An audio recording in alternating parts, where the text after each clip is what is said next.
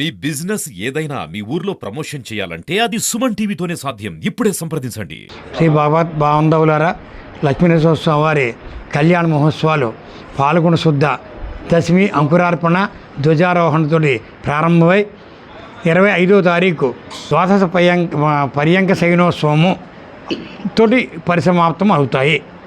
రేపు అంకురార్పణతో ప్రారంభమయ్యే కార్యక్రమాలు 20వ తారీఖు బుధవారం నాడు మధ్యాహ్నం 1:55 స్వామివారి రథోత్సవాన్ని అంగరంగ వైభవంగా సుమారు 1,00,000 మంది భక్తజన సముద్రంతో వివిధ ప్రాంతముల నుంచి వచ్చిన భక్తులతోటి కోలాహలంగా నిర్వహించబడి సాయంకాలం 6 గంటలకు ఎదుర్కోలు ఉత్సవంతో స్వామివారి తిరుమంజనం స్థాపన కార్యక్రమాలు నిర్వహించి కళ్యాణ వేదికపై రాత్రి 9 గంటలకు ఎంతో భక్తి శక్తులతోటి తిరుకళ్యాణ మహోత్సవాన్ని శ్రీ వైకాంస భగవత్శాస్త్ర ప్రకారం వైష్ణవ సాంప్రదాయంతో శ్రీ పాణింగపల్లి పవన్ కుమారాచార్య వారి ఆధ్వర్యంలో స్థానిక అర్చక స్వాములైన పెద్దింటి పెరవలి పెదపాటి వారి యొక్క స్వీయ పర్యవేక్షణలో రంగరాజ భట్ల వారు అనువంశిక ధర్మకర్త గారి మరియు శ్రీ కె రామచంద్రమోహను కార్యనిర్వహణాధికారి additional commissioner of endowments Annavaram దేవస్థానం కార్యనిర్వహణాధికారి సమక్షంలో ఎంతో వైభవవేతంగా ఈ కార్యక్రమాలు నిర్వహించబడతాయి. రోజుకొక వాహనం చొప్పుని 21వ తారీఖు నాడు గరుడ వాహనం, 22 ఆంజనేయ వాహనం, 23 గజవాహనం, 24 పద్మనాభ స్వామివారికి లక్ష్మీనరసింహ స్వామివారికి 2 పల్లకీల మీద ఉదయం 9 గంటలకు స్వామివారి కోనేరు వద్ద వేయించేసి శిక్షసాధన పుణ్యావచనంతో జరిపి చక్రతీర్థం జరిపి గ్రామోత్సవం యథాస్థానంలో వేయించేయబడి సాయంకాలం 6:30 గంటలకు కళ్యాణ వేదికపై విశేష విద్యుత్ పుష్ప అలంకరణతోటి అద్దపు సేవ అనబడే ఊంజల్ సేవని చాలా వైభవంగా నిర్వహించబడుతుంది. స్వామివారిని అద్దంలో చూసి సేవించుకునే వాళ్ళను రాత్రి 9 గంటలకు స్వామివారికి శేషవాహనం నిర్వహించబడుతుంది. 4వ రోజు శ్రీ రంగనాథ స్వామివారి అతి పురాతన దేవాలయం.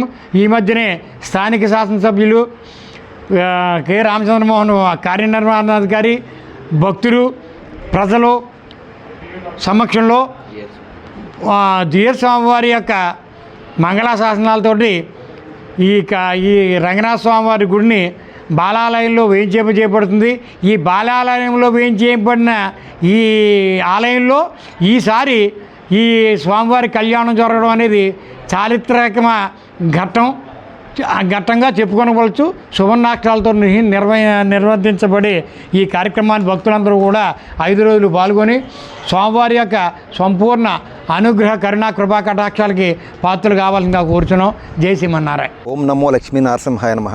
ఇది 23/3/2024 తేదీ నుంచి జరిగే కోరుకొండ లక్ష్మీనరసింహ స్వామివారి రథోత్సవంకు ఈ 5 రోజుల్లో కూడా ఏర్పాట్లు అత్యంత వైభవంగా చేయడానికి ప్రతి ఒక్కరు కూడా కృషి చేస్తున్నారు. అలాగే వచ్చిన భక్తులకి ఏ విధమైన అసౌకర్యం కలగకుండా వచ్చిన వారికి మంచినీటి సదుపాయం అలాగే ప్రసాద కైంకర్యం కూడా చేయడం జరుగుతుంది.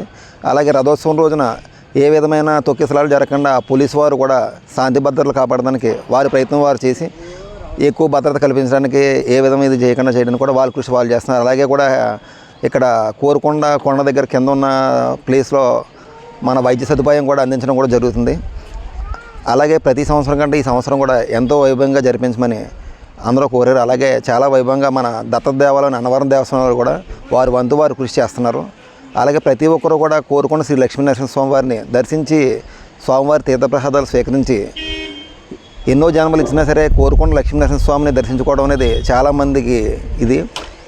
ఎందుకంటే మన కోరుకొండ లక్ష్మీనరసింహ స్వామి కోరుకున్న కోరికలు వెంటనే తీర్చే లక్ష్మీనరసింహ స్వామి ఎవరైనా ఉంటే మన కోరుకొండ లక్ష్మీనరసింహ స్వామి అని చెప్పి ప్రతి ఒక్కరికి నమ్మకం. రాష్ట్రం నలుమూల నుంచి వచ్చిన ప్రతి భక్తుని కూడా అన్ని రకాల సదుపాయాలు ఉండేలా చేస్తానని చెప్పి మన గుళ్ళో ఉన్న పూజారి గారింటి నెక్స్ట్ అన్నవరం దేవస్థానంలో వీళ్ళందరూ కూడా చెప్పడం జరిగింది. అలాగే మా ఉత్సవ కమిటీ జరిపిన మాకు తోచిన విధంగా మేము కూడా అందరికీ సాయం చేయడం జరుగుతుంది. ఏ విధమైన ఇబ్బంది కలగకుండా ప్రతి దగ్గరుండి మేము అందరూ కూడా పర్యవేక్షిస్తున్నాం.